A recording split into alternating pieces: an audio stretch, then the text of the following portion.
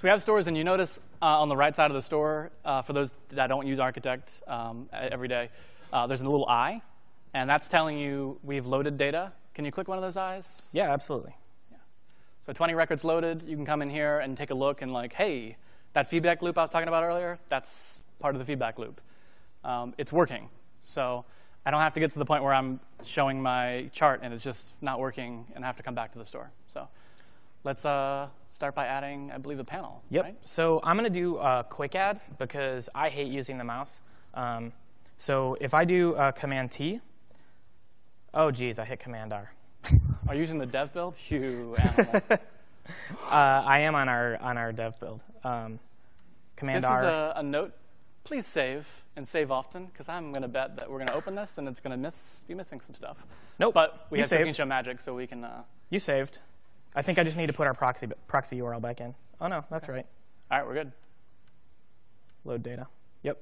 I think I need to auto-load true on this guy. Yep. Awesome. OK, so we'll save that. All right. So when you don't hit the wrong key, it's pretty awesome.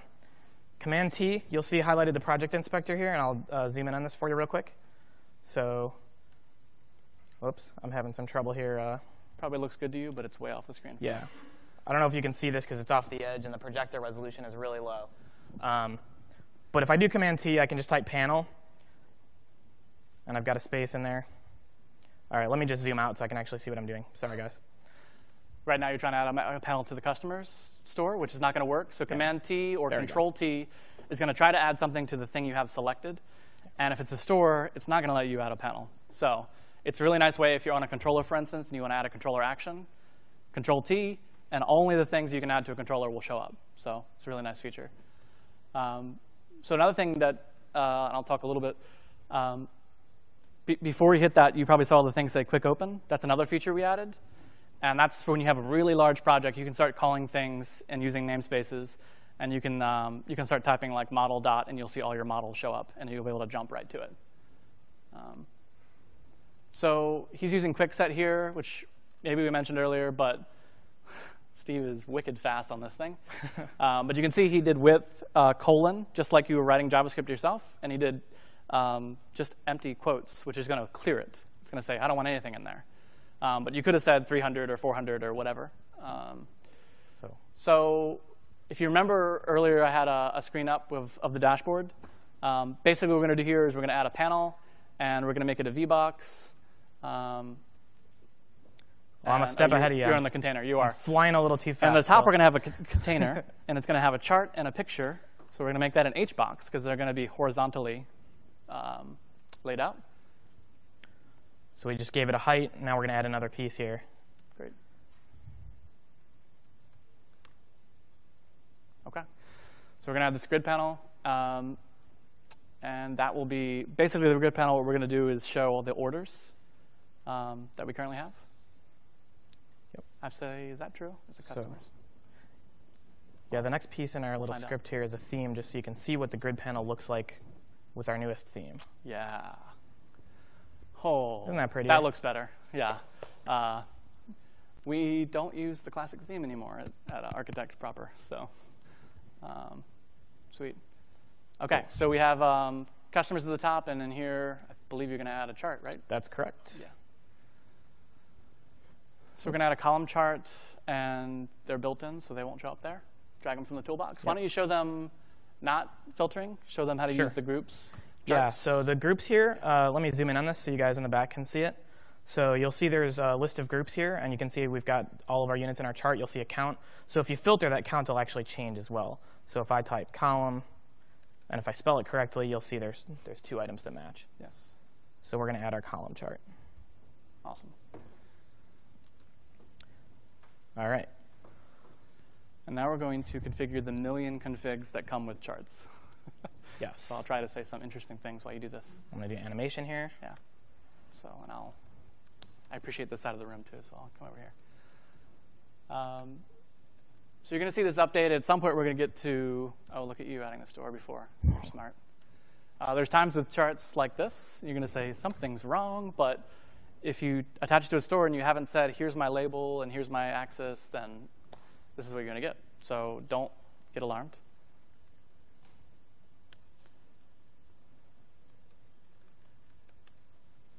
So I'm just changing a few things here in the category axis, and you'll see. Yeah, if you want to switch to code view at some point. Yeah, this is. You can show them. Show you writing code in real time here. Wow, it's a small res, but so you see we have the category axis selected in the inspector, and in the code it's going to show you what code corresponds to that particular item in the toolbox and the inspector. So when I select it, you'll see it highlighted in my code, and it scrolled me down. Normally this isn't an issue, but we're running at a pretty low resolution for these projectors, so I'm just going to scroll it over so you can see it. Great. And as Phil was mentioning, you can write just like JavaScript. So I'm actually adding 2 fields at once here in the quick add. Let me zoom in on that so you can see it. Yeah, it's an array, so something you've seen before.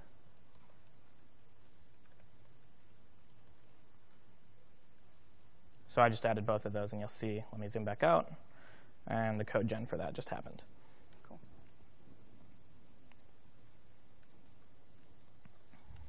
And after you do this, we'll switch back to view, and hopefully we'll start seeing some things. Yes. In this chart.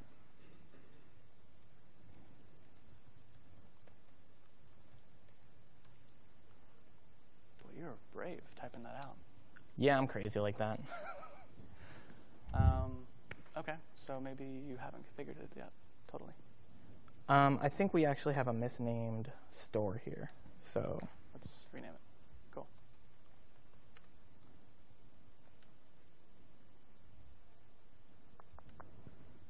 Our quick drag seems to have caused us some issues. We've burned our cooking. We burned our food in our cooking show magic. Yeah, so what I'm going to do here is I'm going to finish up what we're doing, and then I'm going to cheat a little bit, because we figured we might be typo prone, so we've saved this in a few different stages of baking, so that we can just skip ahead in the cooking show. Yeah, nice. Let's drag out. Let's get rid of your chart. Sure. And let's just drag in our pre-canned one, and I'm sure that it's something we did there. So.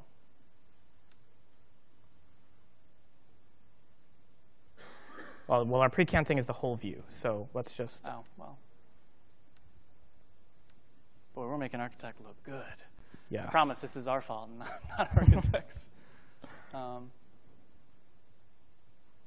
this was our customer's view. We're going to drag that out. Great. Oh, that's so much better. OK, now everything's done. Wow, that's great. We cheaters, we are. Yes. So you configure Let's go the chart through what right. we built here. Yeah. So you configure the chart right. We're starting to get things drawing. Yeah, actually, the only other thing he did on the top there was he added image and pointed it to an image we have locally. Yeah. So and then below, tons of magic happened because the grid is already done for us. Yeah. So we can go through the grid, though. Sure. Certainly, you want to see how this all works, right? So one of the nice things about the grid, and I can actually run this command again, although it won't be as exciting. If you right-click on a grid and you've already associated it with a model, when you choose auto columns, it creates all the columns for that model for you. Yeah. So you'll see these will get recreated real fast. Had we changed the model, in fact, since we saved so much time by cheating, let me show these guys how that works. Sure. So this is associated with customer. So let's edit our customer model real fast. And let's edit the fields. And let's just add one real quick. Doing a little improv here. We're brave. I'm living on the edge, Phil. Yeah, you are. So now that we have a test field in our model, if I just go back to my grid and I say, geez, I don't feel like adding that again, I should just run auto columns, and you'll see down here, I'll zoom in for you people in the back to see it, test field got added. Yeah, and if you scroll to the right, it's probably going to be an empty column because we don't actually have data for a field called test. So I'm going to go ahead and delete that now. But yeah, OK. Great. All right, so where are we going next? So since we finished this view so fast, Phil, would you like to build the next one? Sure. Yeah, that's good. I can do that. All right, customer detail. OK, great. So what we're going to do here is actually, before we do any of this, I'm going to see what we have in the browser. So this is your box. Where am I going? Just click preview. URL's already saved. Gotcha. OK. So wouldn't it be nice when we clicked on these customers Yeah, if it did something. So what we're going to do is we're going to build a customer detail view. So this is our list of customers. What we're going to do is we're going to build the screen that we will slide to when you click one of those records. Yes. So Phil's going to go ahead and start adding some components to build that out. That's not what I want. So I'm using a feature here. It's called transform. And it can be after you've configured or before. I'm doing it now because I realized I grabbed the wrong thing, tab panel. But anything that's inherited all the way back in the inheritance tree, you can transform. It'll keep all the configs that they both share. So I'm going to make that a, and now these don't make any sense. Yeah, so they kept your children. So yes. Good enough for government work. Indeed. So again, Phil's going to set some configs on this panel, give it a class name, et cetera, and you'll see why we've done that shortly in our logic, because we need to be able to access these by name, because we need to decide what screen to show you. So, okay.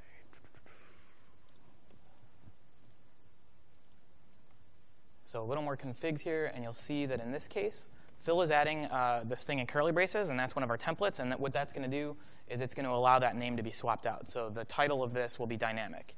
You don't have to do a process config on this to set the name as the title. Do you want to talk a little about flyout and what that does?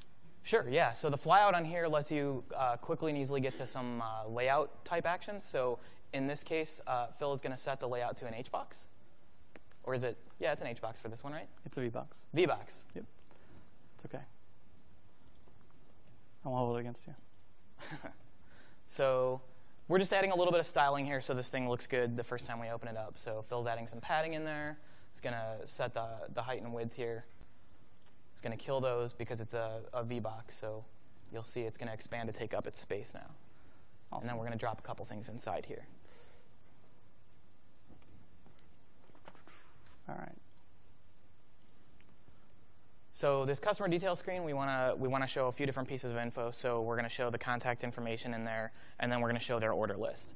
So first, we are making a container for that contact information, and then we're actually going to show you a component we build to import that information into a template, and then we're going to have a grid in here as well. So as Phil kind of navigates through these, I'll guide you through that a little bit also. So some niceties in the canvas here. If you double-click, you can type or clear a title. And let's make this. Yeah, I tend to, because I love the keyboard shortcuts so much, I tend to live in that config pane, so I would clear the title that way. But you'll see we've got a few different ways to skin a cat in Architect, so double-clicking that title is certainly quick as well. So we're going to set some styling info here. We're going to give it a height. It's cleared. Layout. This one is your VBox, or HBox, yes, rather. HBox. So you'll see we'll have a couple pieces of content in here. But I believe first you're going to create the contact info template. Is that correct? I think I'm creating. I'm throwing off your typing. Yes.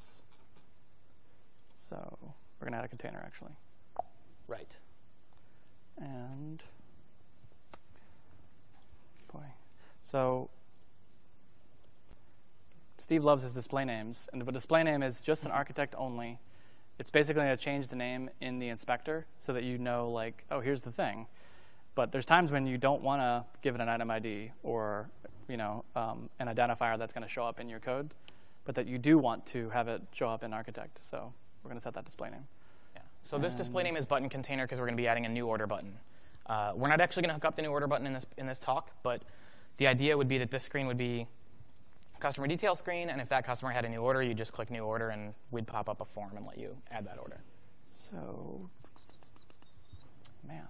I believe that container is supposed to be a child of its current parent. This one? Yeah. Oh, a top level, you mean? Yep. I mean, of customer detail. There you go. Yes. I was like, why are we setting so many layouts? This is getting crazy. All right, so this one's I've built this app a few times now. Yes, you have. OK, so this is just our little button container. Yes, so we're going to be adding a button here.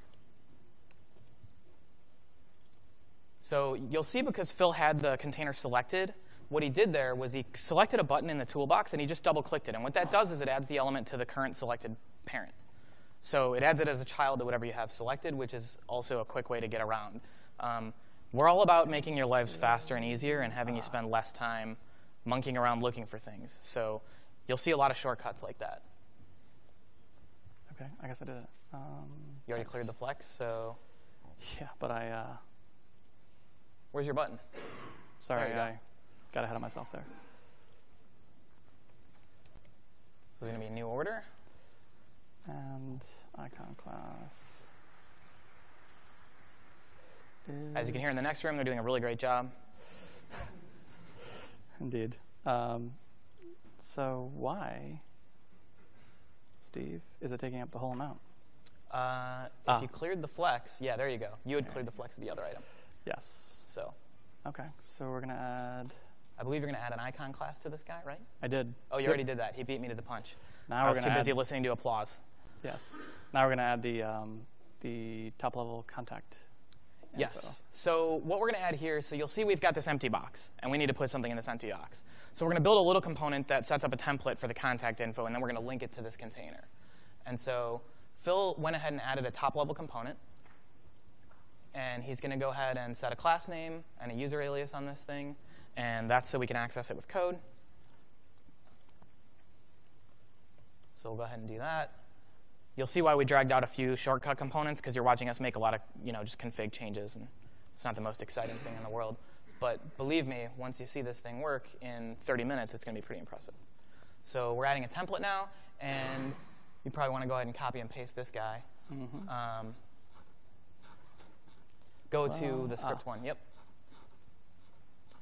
And so what you'll see, in case you're not familiar with the template, I imagine it seems like a lot of you have used Architect and used XJS and SensuTouch. But just to show you, after Phil pastes this in where it's more readable than in the Sublime text here, you'll see it's just some basic HTML. It's got some CSS classes in it that another thing we've cheated with is we've already imported a CSS file. And you'll see in the curly braces, you'll just see name, address, city, state, phone, fax, et cetera. And these all just correspond to fields from the model. So those are going to get replaced with whatever data is pulled in for this view.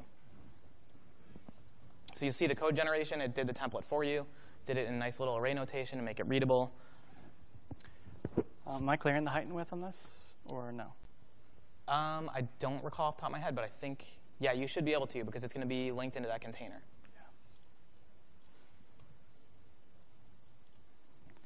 All right. So you can see there, as I'm editing the configs, the code is changing, because that's all it's doing, writing code. All right. So let's go back to our view, and we're going to drag and link it to the top panel. Yep. So before we do that. So it'd be cool if you could zoom in and show them that. Yes. So I'll close this. I'll close this. And we're going here. So I will. So he's dragging this to the top panel, and what it's going to do when he drops it is going to ask if you want to link it. And so he's going to add a linked instance to this. So he could use it in multiple places in the app if we wanted to. Yeah. So it's basically going to create an instantiation of that particular component. And in this instantiation, I can override certain things. So if you have 3 screens with contact info, you could have them 3 places in your inspector. And you could say, this one I want to have a width of X. This one I want to have a flex. So that's what it allows you to do. There's one class that's created on the file system, and it's going to be used 3 times. All right, where am I going here? So we are going to do a couple things with it. Yep. We're going to add padding. So again, we're just going to style it a little bit. We had all this stuff kind of canned so that it looks good when we show you the final product. So he's going to add some padding and a margin to this thing. 0, 20, 0. And it's typical CSS notation, so your top, right, bottom, left notation. So that's what the 0, 20, 0, 0 is. It's going to add a quick border to it. And if I have this thing memorized, that might be the last piece of this one. So I'm being told to select customer detail again. Yep. And we're going to add a basic function. Yes. We're going to start writing some code here. Yep.